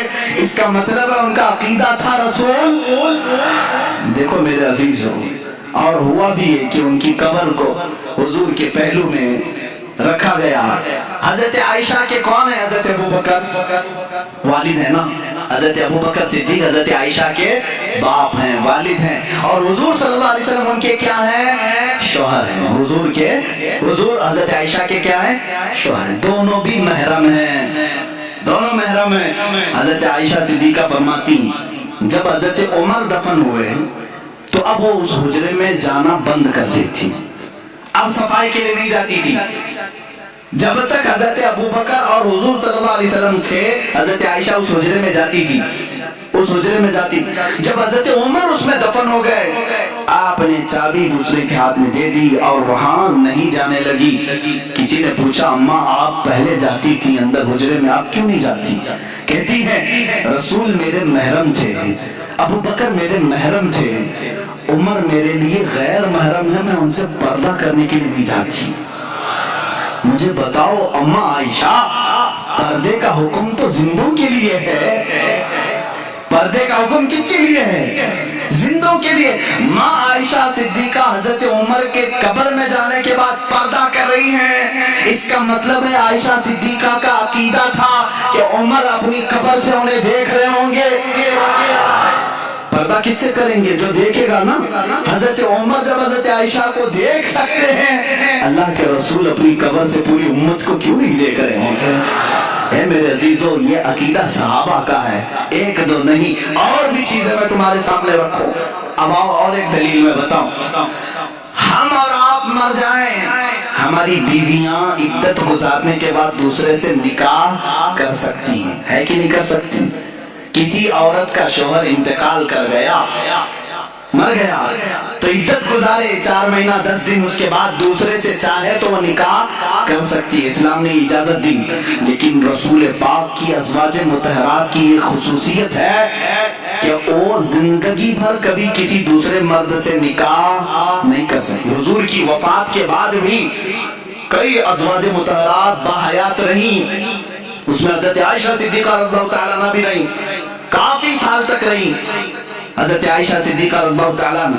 لیکن کسی بھی زوجہ نے دوسری شادی نہیں کی، کیونکہ ان کے لیے حرام تھا، کوئی دوسرا ان سے نکاح نہیں کر سکتا تھا. کیوں نہیں کر سکتا تھا؟ وہ بھی تو عورتیں ہیں. ساری امت کی عورتوں کو مرد کی وفات کے بعد عدت گزار کر دوسرے سے نکاح کرنے کی اجازت ہے، تو ازواج مطہرات کو کیوں نہیں؟ تو میرے عزیزو، عقیدہ یہ بتایا جائے گا، ایک شوہر کے ہوتے ہوئے عورت دوسرے سے نکاح نہیں کر سکتی. نادان تو نے کیسے رسول کو مردہ سمجھا؟ وہ آج بھی رسول کی ازواج ہیں، وہ قیامت تک رسول کی بیویاں ہیں، کوئی دوسرا مرد ان کا شوہر نہیں ہو سکتا. تم اور ہم ہیں، موت کے بعد رشتے ختم ہو جائیں گے، وہ رسول ان کے زوج ہیں، شوہر ہیں قیامت تک، بلکہ جنت تک بھی وہ ازواج مطہرات کے شوہر ہیں. یہ دلیل ہے اس بات کی کہ رسول زندہ ہے. زندہ مرد کی موجودگی میں عورت دوسرے سے نکاح نہیں کر سکتی. اور ایک عقیدہ یہاں اور بھی ملتا ہے. اور ایک چیز میں بتاؤں، میاں باغ فدق کا مسئلہ آج بہت کچھ اٹھا ہوا ہے. ایسے ایسے لوگ اٹھ رہے ہیں جن کو اڑنا بھی نہیں آتا، بولنا بھی نہیں آتا. ہاں، یہ ان کو یوں سمجھ لیں کہ بارش میں بہت سارے کیڑے آتے ہیں. اس وقت شیعوں کی طرف سے یہ مسئلہ اٹھایا گیا. باغ فدق حضور صلی اللہ تعالیٰ علیہ وسلم کا ایک باغ تھا ان کی زندگی پاک میں. آپ کی وفات کے بعد حضرت فاطمہ الزہرا رضی اللہ تعالیٰ عنہ نے وہ حضرت ابو بکر صدیق سے سوال کیا کہ میرے والد کا باغیچہ تھا، ہر ایک کے باپ کے انتقال کے بعد وراثت اس کی اولاد کو ملتی ہے نا. اب حضور کی اولاد میں سوائے حضرت فاطمہ کے کوئی دوسرا تھا نہیں، وراثت میں ان کو ملنا چاہیے تھا باغیچہ. لیکن حضرت ابو بکر صدیق نے یوں فرمایا، اے بطول، اے فاطمہ بنت محمد صلی اللہ علیہ وسلم، آپ کی عظمت، آپ کی شان بہت بلند و بالا، لیکن میں نے آپ ہی کے والد گرامی سے ایک حدیث سنی ہے. حضور نے فرمایا، نحن معاشر الانبیاء لا نورث درہما ولا دینارا. حضور نے فرمایا ہے، ہم انبیاء کی جو جماعت ہے، ہم وراثت میں کوئی مال نہیں چھوڑتے، اور جو کچھ بھی چھوڑ جائے وہ پوری امت کے لیے صدقہ ہوتا. رسول کی وراثت نہیں بانٹی جاتی. تو حضرت فاطمہ واپس آ گئی. اتنا ان کے درمیان ہوا تھا، لیکن یہاں ماتھا پیٹ کر کے، سینہ ٹھوک ٹھوک کر کے شیعہ سب کو رلا رلا کر کے کہتے ہیں ہماری ماں فاطمہ کا حق مار لیا تھا ابو بکر نے، صدیق نے جو ہے باغ فدق کھا لیا. اے ظالموں، تم اتنا سمجھتے ہو کہ ابو بکر اگر حق کھا لیے ہوتے تو حضرت علی اس وقت کہاں تھے؟ علی کو کیا تم بزدل آدمی سمجھتے ہو؟ ہم سنیوں سے پوچھو، ہم ان کو شیر خدا کہتے ہیں، وہ حیدر کرار کہتے ہیں، جو اپنے ایک بازو سے خیبر کا قلعہ اکھاڑ دے. ابو بکر صدیق اگر غلط فیصلہ لے رہے رہے ہوتے وہ تنہا علی ہی کافی ہوتے. حضرت علی نے جب حدیث سنی تو ان کا بھی یہ اقرار تھا ابو بکر نے جو کہا ہے وہ رسول پاک کی حدیث ہے. اگر غلط فیصلہ ابو بکر کر رہے ہوتے تو حضرت فاطمہ کا حق وہ لے کر کے رہتے. حضرت علی کا خاموش رہنا اس بات کی علامت ہے کہ صدیق اکبر رضی اللہ تعالیٰ عنہ نے جو فرمایا وہ غلط نہیں تھا. اب یہاں ہم یہ نہیں کہیں گے بعض یہ معاملات نکلے حضرت ابو بکر خطا پر تھے کہ حضرت فاطمہ خطا پر تھی. نادانا تم ہوتے کون ہو ان دونوں کے درمیان خطا ناپنے والے؟ ان دونوں کو خطا پر وہ کہے گا جو ان دونوں سے بڑا ہوگا. فیصلہ کون کرے گا ان کے درمیان کی باتیں؟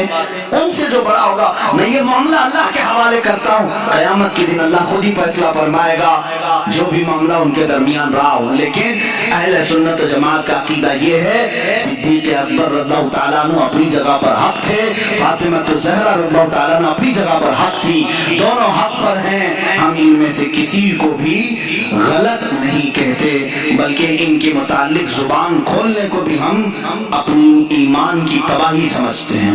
یہی عقیدہ رہنا چاہیے, یہی عقیدہ رہے. اب آؤ میرے عزیزوں, یہ بات ہو گئی باغ فدق کا مسئلہ ہے اور دیگر چیزیں بھی. حضور کی وراثت کیوں نہیں بانٹی گئی, نبی کی وراثت کیوں نہیں دی گئی؟ اب اس کو ایک عاشق رسول نے اپنی کتاب میں یوں بیان کیا, کہا ہے میاں جو کچھ بھی وراثت بڑھتی ہے وہ انسان کے مرنے کے بعد. زندگی میں اگر میں کچھ بیٹے کو دے دوں تو اس کو وراثت نہیں کہتے, اس کو کہتے ہبہ, یہ بخشش ہے, یہ دے دیا باپ نے. موت کے بعد وراثت بڑھتی ہے. ظاہر سی بات ہے باپ کو گھر میں رکھا اور وراثت کی بات کر رہے ہو تو نہیں, یہ وراثت نہیں ہے. تم جائیداد کی لڑائی کہہ سکتے, وراثت نہیں. باپ کو قبر میں دفن کر کے آئے اس کے بعد وراثت بڑھتی ہے. ایک عاشق رسول نے کیا خوب کہا, وراثت مرنے کے بعد مردوں کی تقسیم کی جائے, وہ وراثت کو تقسیم کرے میرے رسول کی جو رسول کو مردہ تسلیم کرے. ہم تو رسول کو زندہ سمجھتے ہیں. کائنات کے ہر چپے پر آج بھی وہ مالک و مختار ہیں, آج بھی وہ مالک ہیں. تو مالک کے ہوتے ہوئے وراثت کے بانٹنے کی ضرورت کیا ہے؟ فاطمہ کے باپ آج بھی باغ فدق کے مالک ہیں. ہمارا عقیدہ تو یہ ہے. عزیزان گرامی وقار, آخری باتوں کی طرف آتا ہوں. رسول پاک صلی اللہ تعالیٰ علیہ وسلم کی وراثت نہیں تقسیم کی گئی, اس بات کی علامت ہے کہ وہ ہم میں زندہ ہے. یہی عقیدہ ہے نا, رسول پاک ہم میں زندہ ہیں, وہ اپنی قبر اطہر میں زندہ ہیں. وہ زندگی کی کیفیت کیا ہے یہ اللہ بہتر جانے, وہ کیسی زندگی ہے. لیکن ہمیں اتنا معلوم ہے اللہ تعالیٰ نے یہاں موجودہ جو زمین پر زندگی ہوتی ہے اس سے ہزاروں لاکھوں درجے افضل زندگی ان کو قبر اطہر میں عطا کیا ہے. وہ رسول پاک صلی اللہ تعالیٰ علیہ وسلم آج بھی دستگیری فرماتے ہیں, آج بھی دستگیری فرماتے ہیں. یہ الگ عنوان ہے کہ اب رسول مدد کرتے ہیں کہ نہیں کرتے, بس اتنا سمجھ لو کہ زندہ ہیں تو مدد بھی کریں گے انشاءاللہ. جن کے لیے مر گئے ان کے لیے مدد بھی نہیں ہے. ہم تو کہتے ہیں رسول پاک صلی اللہ تعالیٰ علیہ وسلم کے متعلق کہ ہم حضور پاک صلی اللہ تعالیٰ علیہ وسلم کو دستگیری کرنے والا, مدد کرنے والا تصور کر کے ہی تو یہ شعر پڑھتے ہیں نا آقا کی بارگاہ میں, یا رسول اللہ شافی و نافی ہو تم, وافی و کافی ہو تم, درد کو کر دو دوا, تم پہ کروڑوں درود, آنکھ عطا کیجئے اس میں ضیا دیجئے, جلوہ قریب آ گیا تم پہ کروڑوں درود, بے ہنروں بے تمیز کس کو ہوئے ہیں عزیز, ایک تمہارے سوا تم پہ کروڑوں درود, گندے نکمے کمی مہنگے ہیں کوڑی کے تین, کون ہمیں پالتا تم پہ کروڑوں درود, تم ہو حفیظ و مغیث کیا ہے وہ دشمن خبیث, یا رسول اللہ تم ہو حفیظ و مغیث کیا ہے وہ دشمن خبیث, تم ہو تو پھر خوف کیا تم پہ کروڑوں درود. الحمدللہ آج ہمیں خوف نہیں ہے, ڈر نہیں ہے, اس لیے کہ ہمارے ساتھ اللہ کا رسول ہے. اب ایک آخری بات جو میں کہنے جا رہا تھا وہ یہ ہے, حضور صلی اللہ تعالیٰ علیہ وسلم جہاد میں شریک ہوئے, تقریباً 17 جہاد آپ نے فرمایا, 17 غزوات میں شریک ہوئے. تو جس جنگ میں حضور تشریف لے جاتے ہیں اس کو غزوہ کہتے ہیں. کیا کہتے ہیں؟ غزوہ. اور جس میں حضور نہیں شریک تھے, صحابہ گئے تھے, اس کو سریہ کہتے ہیں. کیا کہتے ہیں؟ یہ دونوں ڈیفینیشن یاد رہنا چاہیے. بدر میں حضور تھے بنفس نفیس، تو اس کو کیا کہیں گے؟ غزوہ بدر، جس میں حضور پاک صلی اللہ تعالی علیہ وسلم اپنے جسم اطہر کے ساتھ شریک رہے، جیسے جنگ احد، اس کو بھی کیا کہیں گے؟ غزوہ احد۔ غزوہ کہتے ہیں جس میں حضور شریک رہیں، لیکن ایک جنگ کا تذکرہ ملتا ہے غزوہ ہند۔ یہ مسئلہ چھیڑتے ہی کچھ لوگوں کے پیٹ دکھنے لگتے ہیں آج، ہاں، لیکن یہ حدیث پاک ہے، بہت سارے پنڈت ڈسکس کر رہے ہیں غزوہ ہند ہونے والا ہے، غزوہ ہند ہونے والا ہے، ہاں وہ ڈسکس کر رہے ہیں کیونکہ حدیثوں کی کتابیں پڑھے ہوں گے۔ اچھی بات ہے، تم پڑھ کر کے بھی ڈرتے رہو۔ یہ اور بات ہے کہ سنی ابھی تک سوئے ہوئے ہیں، مسلمان ابھی تک سوئے ہوئے ہیں، ہمارے پاس تو کوئی ایسی چیز دکھتی نہیں ہے، لیکن یہ اللہ ہی کی مدد ہے، ابھی سے ڈر ہے۔ خیر، میں ان تمام چیزوں پر نہیں جا رہا ہوں، لیکن اتنی بات ہے کہ غزوہ ہند کیا ہے۔ حضرت ابو ہریرہ رضی اللہ تعالیٰ عنہ روایت کرتے ہیں ایک غزوہ ہوگا، دو غزووں کے بارے میں حضور نے جنت کی بشارت دی، ایک قسطنطنیہ استنبول فتح کرنے والا لشکر، اور ایک ہند میں آخری وقت قیامت کے قریب ایک غزوہ ہوگا، اس میں شریک جتنے ہوں گے حضور فرماتے وہ بے حساب جنت میں جائیں گے۔ حضرت ابو ہریرہ فرماتے ہیں اگر میں جی لیا اپنا سب کچھ بیچ کر میں ہندوستان جاؤں گا۔ کون کہتے ہیں؟ حضرت ابو ہریرہ۔ اب وہ غزوے کی ڈیٹیل پھر کسی موقع پر عرض کروں گا، غزوے کی ڈیٹیل پھر کبھی عرض کرتا ہوں، لیکن مجھے یہاں پر بات یہ کرنی ہے، یہ قیامت کے قریب ہونے والا ہے، قیامت کے قریب ہونے والا ہے، اور اس کو کہا کیا جا رہا ہے؟ غزوہ ہند۔ اور غزوے کی ڈیفینیشن میں نے کیا بتایا؟ جس میں رسول پاک، تو یہ تو ابھی ہو رہا ہے۔ غزوہ کیسے؟ محدثین نے کہا اے لوگو گھبراؤ مت، اس غزوے میں بھی رسول تشریف لائیں گے۔ حضور پاک صلی اللہ تعالیٰ علیہ وسلم روحانیت کے ساتھ جلوہ بار ہوں گے، اس لیے اس کو جنگ ہند نہیں کہا گیا، غزوہ ہند کہا گیا ہے، غزوہ ہند کہا گیا۔ اس سے پتہ چلتا ہے کہ رسول قیامت تک زندہ ہیں اور جنگوں کی قیادت بھی کریں گے انشاءاللہ۔